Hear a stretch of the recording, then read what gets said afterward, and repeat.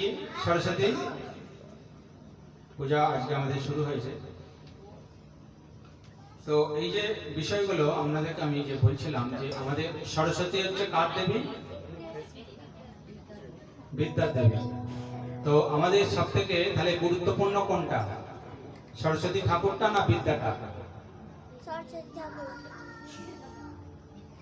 তো সরস্বতী ঠাকুরটা একটা সাংকেতিক, যেরকম আমাদের একটা খুব সুন্দর একটা ওষুধের বাক্স, তার ভিতরে ওষুধ আছে।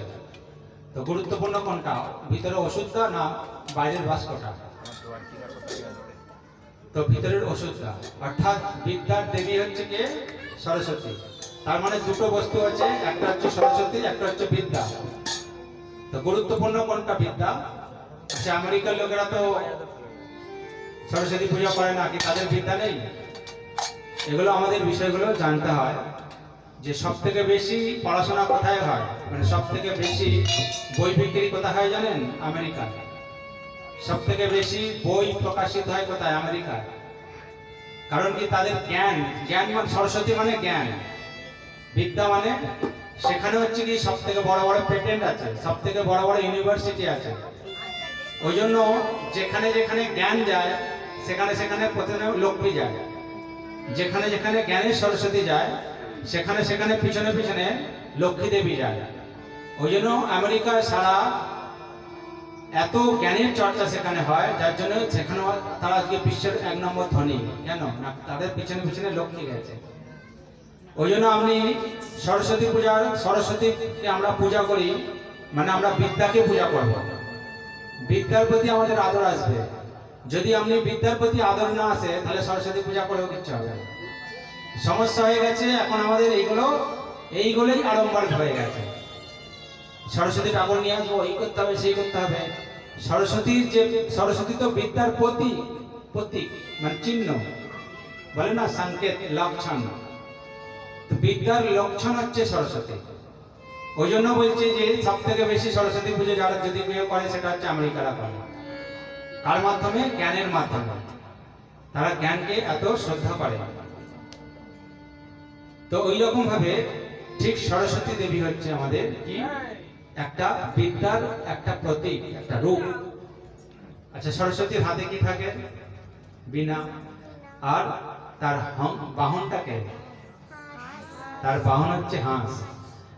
সরস্বতী মানে হচ্ছে কি? স্বর মানে হচ্ছে জল, গতি মানে হচ্ছে বয়ে চলা। অর্থাৎ যখন যেমন কেউ জ্ঞান বয়ে চলে জানবেন তার প্রতি সরস্বতী মায়ের কৃপা বর্ষণ হয়েছে। যার প্রতি জ্ঞানের বর্ষণ হয় অর্থাৎ জ্ঞান বয়ে চলে। আর সরস্বতী আর লক্ষ্মীর মধ্যে তফাৎ কি? সরস্বতী দেবী যার কাছে একবার আসে সারা জীবন তার কাছে থেকে যায়। অর্থাৎ একজন জ্ঞানী বা বিদ্বান যখন হয়ে যায় সে সারা, কিন্তু লক্ষ্মী দেবীর নাম কি? চঞ্চলা।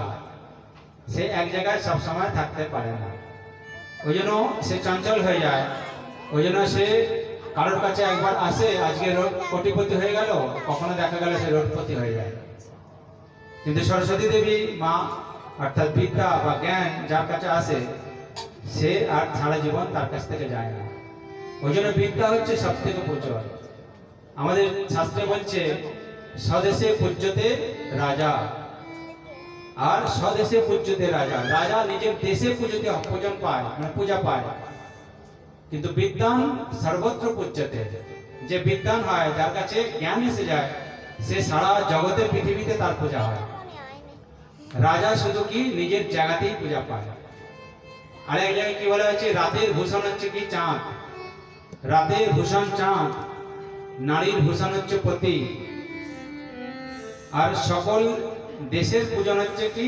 রাজা হচ্ছে রাজা, আর বিদ্যা হচ্ছে সমস্ত দেশের ভূষণ।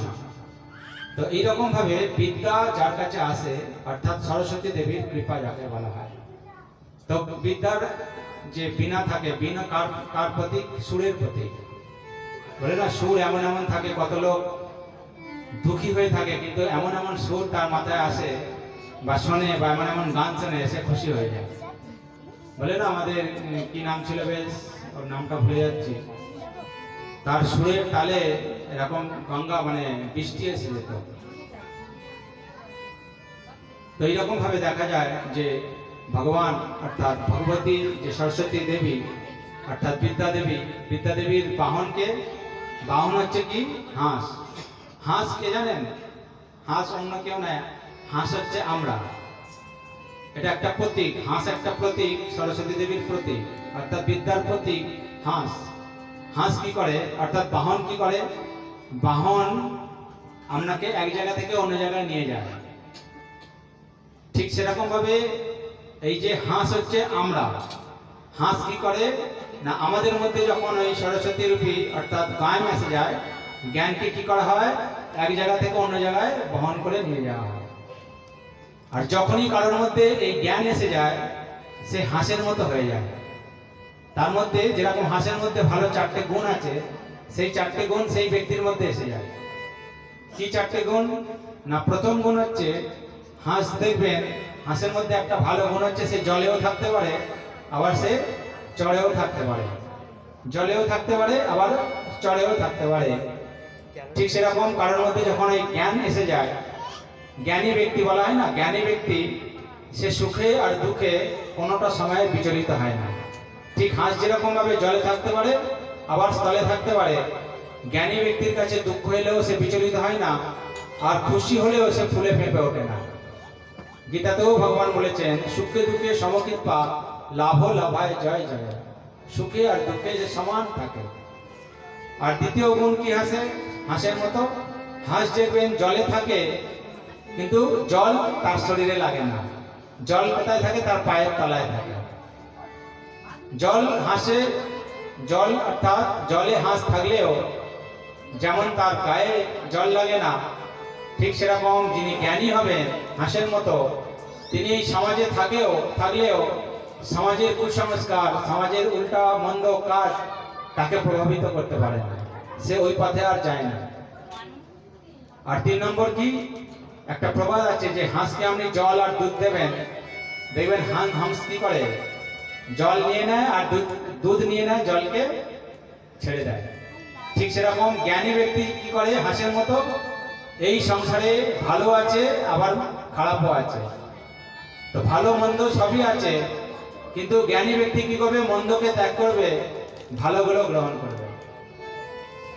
তো এই সংসারে যেরকম মদও আছে, দুধও আছে, সে কি করবে? জ্ঞানী ব্যক্তি মদ ত্যাগ করবে, সে দুধ পান করবে, দুধ থেকে অমৃত আসে।